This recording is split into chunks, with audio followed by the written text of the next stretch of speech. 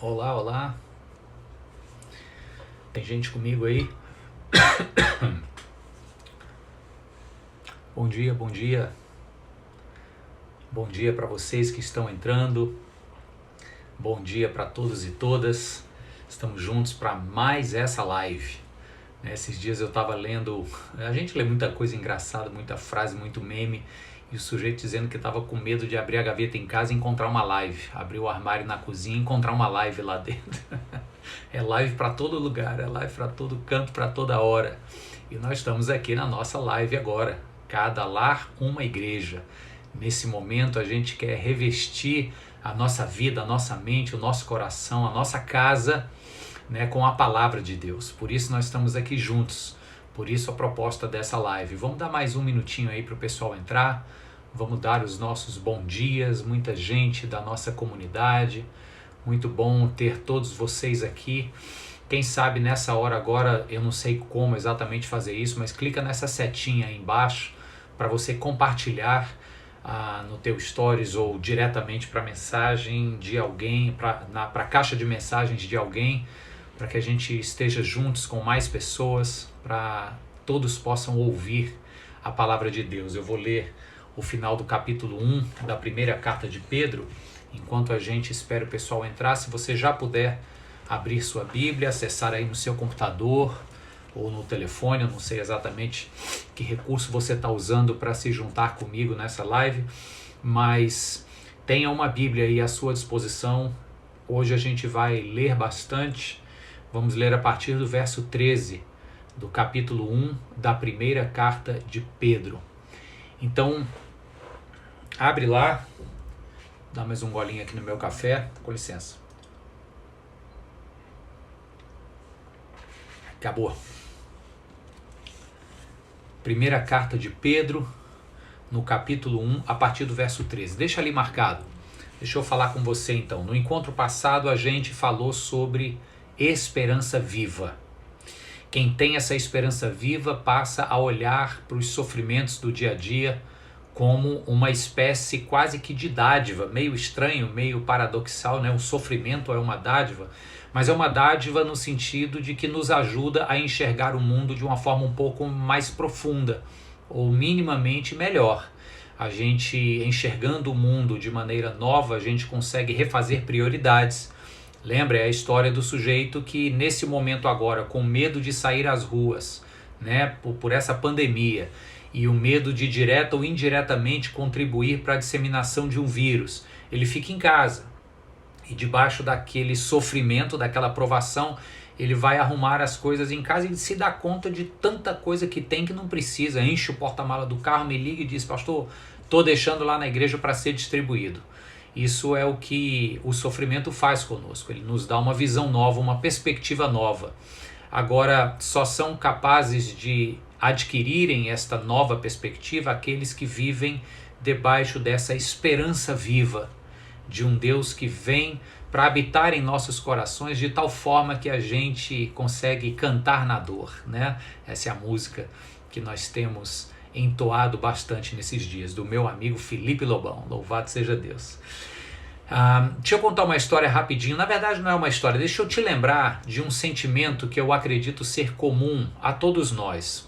É um sentimento de quando a gente assiste um filme onde o protagonista sofre um bocado. Sabe, a maioria desses filmes assim que marcam a gente, que tem enredos fortes, um roteiro bem construído em torno de uma figura carismática do protagonista, mostra todas as lutas, É um roteiro meio arqueado, assim, ele mostra todo um desenvolvimento onde o personagem sofre para no final então adquirir a sua vitória ou redenção. Deixa eu te lembrar de dois filmes que são assim os grandes clássicos desse arco, desta narrativa de grande sofrimento com um propósito. É o Gladiador e o Coração Valente. Lá no Gladiador você vê o general romano Maximus, traído pelo novo imperador que usurpa o trono de seu pai, e ele, traído, perde esposa, perde filhos, perde a sua dignidade, perde o seu cargo, perde praticamente a sua cidadania romana, sofre muito, mas você se encanta e entra dentro da história do sujeito porque aquele sofrimento culmina né, com a queda de um imperador fraco, manipulador, déspota, covarde. Então quando chega ali no final do filme, desculpa, isso não é mais spoiler, porque o Gladiador acho que foi visto por todo mundo, né? Mas chega ali no final em que o imperador morre, a gente vai à forra, a gente vence a vitória do General Maximus naquele momento. Por quê? Porque todo aquele sofrimento dele estava dentro de uma história que conquistaria um valor maior, né? Naquele caso especificamente a sua vingança pessoal e a libertação de Roma de um imperador fraco e déspota. O outro filme é O Coração Valente, mais antigo. Mel Gibson interpreta ali o rebelde escocês, né, contra a tirania monárquica de Eduardo I da Inglaterra. O nome dele é William Wallace. E você lembra que ele também sofre muito e o martírio dele no final do filme, desculpa aí mais um pseudo spoiler, né?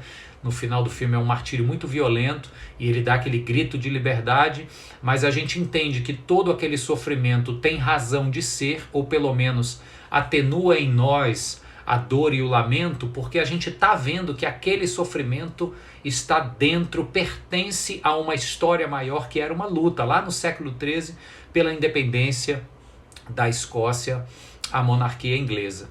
Então, o ponto aqui que eu quis te lembrar com esses dois filmes é que normalmente histórias que trazem relatos reais de sofrimento, elas precisam estar dentro de uma história maior que agregue a esse sofrimento e a essas lutas um propósito, uma finalidade, ok? Então, com isso em mente, eu quero ler o texto bíblico com vocês, depois nós vamos orar e fazer o nosso estudo do dia hoje. Vamos então, primeira carta de Pedro, capítulo 1, a partir do verso 13, diz assim: Portanto, estejam com a mente preparada, prontos para agir. Estejam alertas e coloquem toda a esperança na graça que lhes será dada quando Cristo Jesus for revelado. Como filhos obedientes, não se deixem amoldar pelos maus desejos de outrora, quando viviam na ignorância. Mas assim como é santo aquele que os chamou, sejam santos vocês também em tudo o que fizerem. Pois está escrito, sejam santos porque eu sou santo.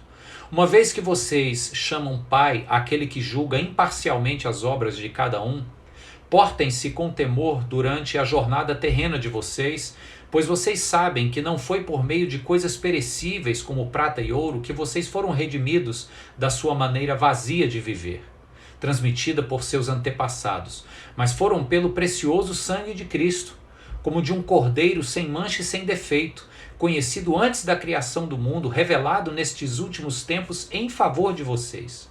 Por meio dele, vocês creram em Deus, que o ressuscitou dentre os mortos e o glorificou, de modo que a fé e a esperança de vocês estão em Deus. Eu estou lendo a primeira carta de Pedro, capítulo 1, vou agora para o verso 22.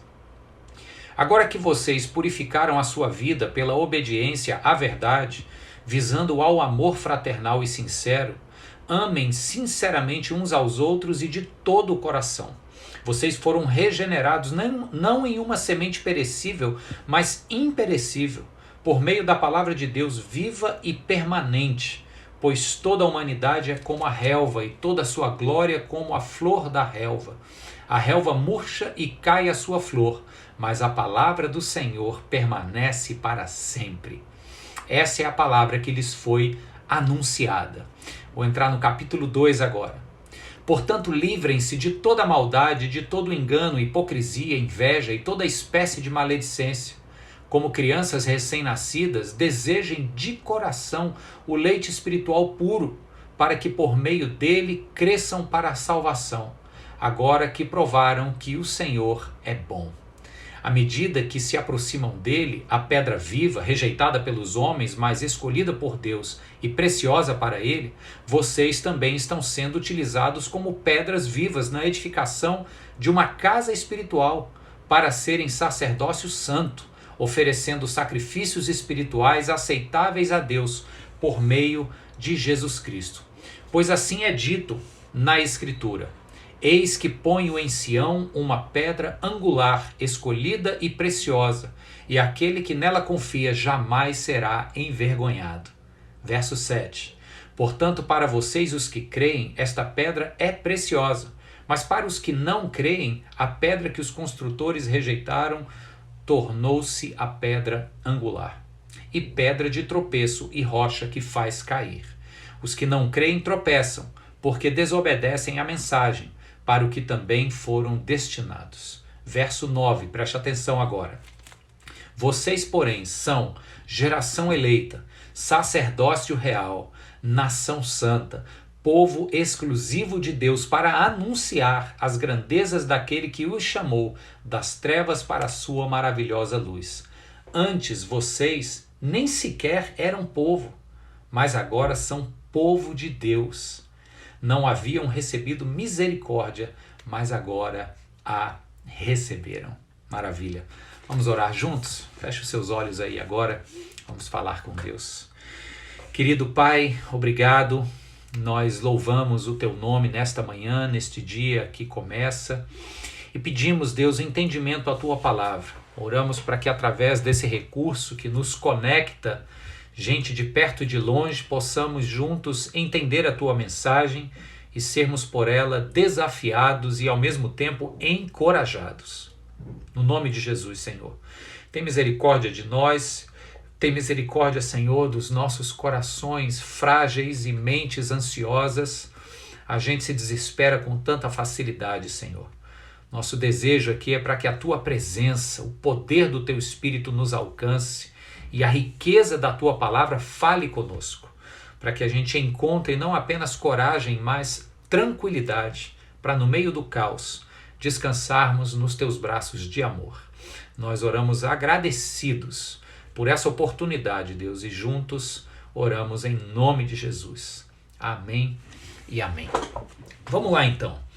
A gente leu aqui do verso 13 até o capítulo 2, verso 10. Aqui Pedro está aprofundando agora alguns temas novos. Na verdade, ele introduziu esses temas lá na introdução, na saudação da sua carta, e aqui ele vai apresentar de maneira mais profunda. E ele faz isso nesse trecho que nós lemos, resgatando algumas imagens muito fortes. Eu não sei se você percebeu, e se você estava lendo numa versão impressa, como eu li aqui no papel, que tem aquelas referências, Pedro usa muitas referências do Antigo Testamento aqui. Por que ele faz isso? Porque esse trecho aqui, que na minha Bíblia começa com o título de exortação à santidade, na verdade não é apenas uma exortação à santidade.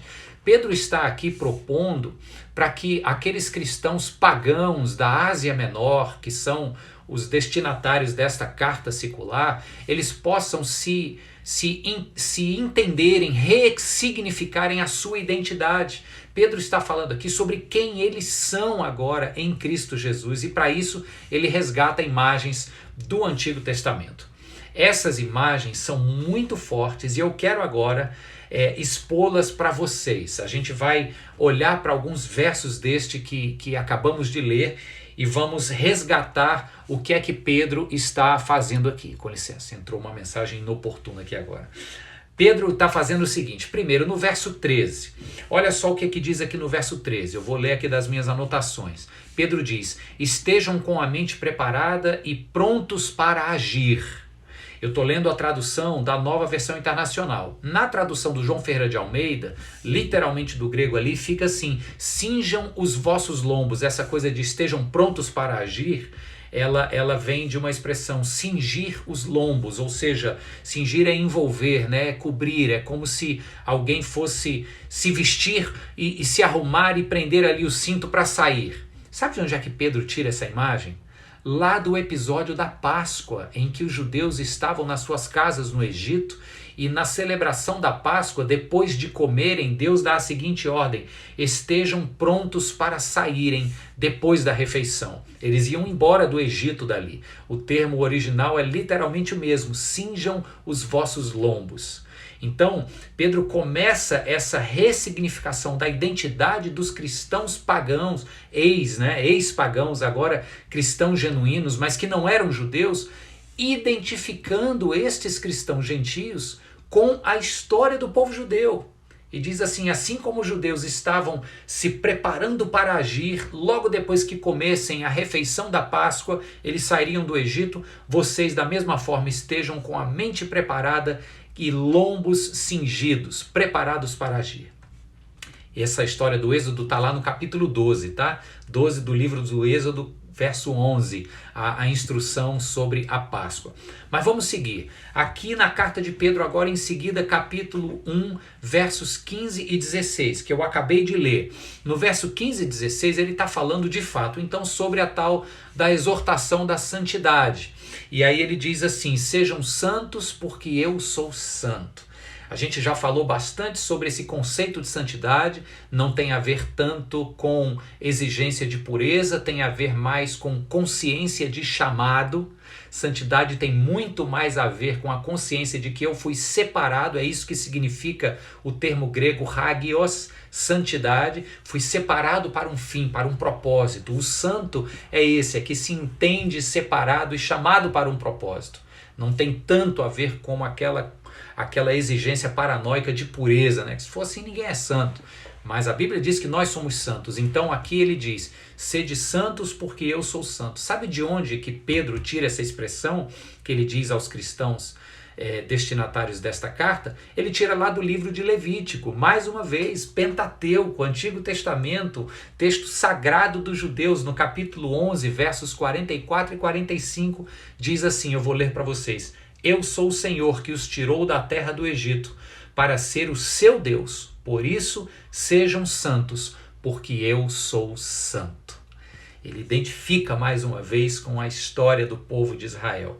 Depois, nos versos 17 a 21, Pedro agora vai dizer que este povo, estes cristãos, estes ex-pagãos convertidos ao cristianismo, portanto, cristãos gentios da Ásia Menor, eles estão igualmente ao povo judeu lá atrás participando de um êxodo. Só que ele vai dizer agora que é um novo êxodo. Olha o que diz aqui do finalzinho do verso 17 até o verso 19. Eu vou reler para você, presta atenção nos termos aqui. Ele diz assim: portem-se com temor durante a jornada terrena de vocês. Eu li agora esse texto, preste atenção. Pois vocês sabem que não foi por meio de coisas perecíveis como prata ou ouro que vocês foram redimidos da sua maneira vazia de viver transmitida pelos seus antepassados, mas foi pelo precioso sangue de Cristo, como de um cordeiro sem manchas e sem defeito. Vou enfatizar os termos aqui, ó. Uma jornada terrena, tá? O êxodo é uma jornada, tá? Vocês foram redimidos. O êxodo é um ato de redenção da parte de Deus e foram redimidos a partir do sangue precioso de um cordeiro perfeito, sem mácula, sem mancha e sem defeito. Então o que Pedro está dizendo é o seguinte: olha, da mesma forma que o povo de Israel lá atrás empreendeu uma jornada terrena, saída do Egito, eles foram redimidos da escravidão dos egípcios para irem na direção da terra prometida, e eles foram redimidos através do sangue de um cordeiro pascal. Da mesma forma, vocês agora estão numa jornada terrena, se compreendendo como redimidos pelo sangue do cordeiro Jesus Cristo. Então percebe aqui, mais uma vez, o Pedro identifica a história deste povo gentílico, a história do povo de Israel. Mas não para por aí, ele continua usando e abusando imagens do Antigo Testamento para se comunicar com esse povo aqui da Ásia Menor. No verso 22 e 23, ele fala sobre a nova aliança. Ele acabou de falar do novo êxodo. Mas lembra que Deus tinha uma aliança com o povo de Israel? Agora Deus tem uma nova aliança com este povo que aparentemente não era de Israel. Ele diz aqui no verso 22, agora que vocês purificaram a sua vida pela obediência à verdade. Verso 23, vocês foram regenerados por meio da palavra de Deus, que é uma palavra viva e permanente. Sabe de onde é que Pedro tira isso? De alguns textos do Antigo Testamento. Isaías capítulo 40 diz que a palavra ou a lei do Senhor permanece para sempre. Jeremias capítulo 31, verso 33, aqui, esse eu vou ler para você porque é forte o que ele diz aqui. Ele diz assim: esta é a aliança que farei com a comunidade de Israel depois daqueles dias, declara o Senhor. Veja, uma aliança com a comunidade de Israel. Porei a minha lei no íntimo deles e a escreverei nos seus corações. Serei o Deus deles e eles serão o meu povo. Pedro está dizendo o seguinte, que este texto de Jeremias se cumpriu. A lei do Senhor, a sua verdade, que antes era seguida, ou pelo menos observada, apenas pelos judeus, agora aqui na carta de Pedro ele está dizendo o seguinte, vocês foram purificados a partir da obediência à minha lei, à minha verdade, à minha palavra que permanece para sempre. Então, Pedro está dizendo que não só esse povo, que são cristãos gentios, eu estou enfatizando isso para você entender a força desse argumento. Eles não só estão debaixo de um novo êxodo, como agora eles se identificam como um povo da nova aliança. Mas não para por aí. No capítulo 2, onde a gente entrou, Pedro continua e diz que eles também são um povo que constituem um novo templo. O novo êxodo, a nova aliança, e eles são o novo templo. No capítulo 2, versos de 4 a 7, diz o seguinte, eu vou reler para você. À medida que se aproximam dele, de Jesus Cristo, que é a pedra viva, pedra rejeitada pelos homens, mas escolhida por Deus e preciosa para ele, verso 5. Vocês também estão sendo utilizados como pedras vivas na edificação de uma casa espiritual, para serem sacerdócio santo, oferecendo sacrifícios, tarará e tal. Verso 6. Eis que ponho em Sião uma pedra escolhida e preciosa. Ele cita isso, sabe de onde? Isaías capítulo 28, verso 16. Depois ele continua dizendo, para vocês que creem esta pedra é preciosa, mas para os que não creem, a pedra que os construtores rejeitaram tornou-se pedra angular. Isso Pedro cita na sua carta, tá? Que é o verso 7 do capítulo 2. Sabe de onde ele tira esse verso 7? Salmo 118, verso 22. Então ele está dizendo o seguinte, meu povo, vocês que estão aí pela Ásia Menor, vocês que não são de Jerusalém, vocês que não são, não têm a genealogia, né, de Abraão no seu DNA, vocês agora são família de Deus, descendentes espirituais de Abraão, vocês fazem parte de um novo êxodo, vocês são o povo da nova aliança e vocês são um novo templo que Deus está edificando. Ele chama de pedras vivas na construção desta nova casa espiritual. Lindo isso, né? E para terminar, o que eu considero ser talvez uma das imagens mais fortes que Pedro usa aqui, no verso 9 e 10. Pedro diz assim, vocês, porém, são geração eleita, sacerdócio real, nação santa, povo exclusivo de Deus, para anunciar as grandezas daquele que os chamou das trevas para a sua maravilhosa luz. Esse é um texto muito conhecido, a gente cita demais, mas nem todos se lembram que foram exatamente essas palavras que Deus deu para Israel, lá no pé do Monte Sinai, por ocasião da entrega da lei. Deus fala exatamente a mesma coisa para o povo dele. No capítulo 19 do livro de Êxodo, versos 4 ao verso 6, diz assim, agora, se me obedecerem fielmente e guardarem a minha aliança, vocês serão o meu tesouro pessoal dentre todas as nações. Embora toda a terra seja minha, vocês serão para mim um reino de sacerdotes, uma nação santa. Você percebe o que é que Pedro está fazendo aqui? Pedro está inserindo a história desses gentios dentro da história maior de Deus que está formando um povo para si. No Antigo Testamento, esse povo estava sendo formado a partir dos descendentes de Abraão. Mas em Cristo Jesus, o que Pedro está dizendo é que a partir agora do sangue deste Cordeiro Pascal, eu e você, Pedro era judeu, você que são os destinatários aqui da carta, não são judeus, são gentios em sua maioria. Eu e vocês, Pedro está dizendo, somos agora descendência espiritual de Abraão. A história de vocês está dentro dessa história maior do povo de Deus. E isso nos faz voltar àquela compreensão que falamos lá no início, de como a gente vibra e se identifica com a história de alguém, de um personagem. Pegamos do cinema o Gladiador e o William Wallace do Coração Valente e vimos como o sofrimento dele foi melhor compreendido e de certa forma até aceito quando nós entendemos que esse sofrimento fazia parte de uma história onde havia um propósito nobre, um fim abençoado.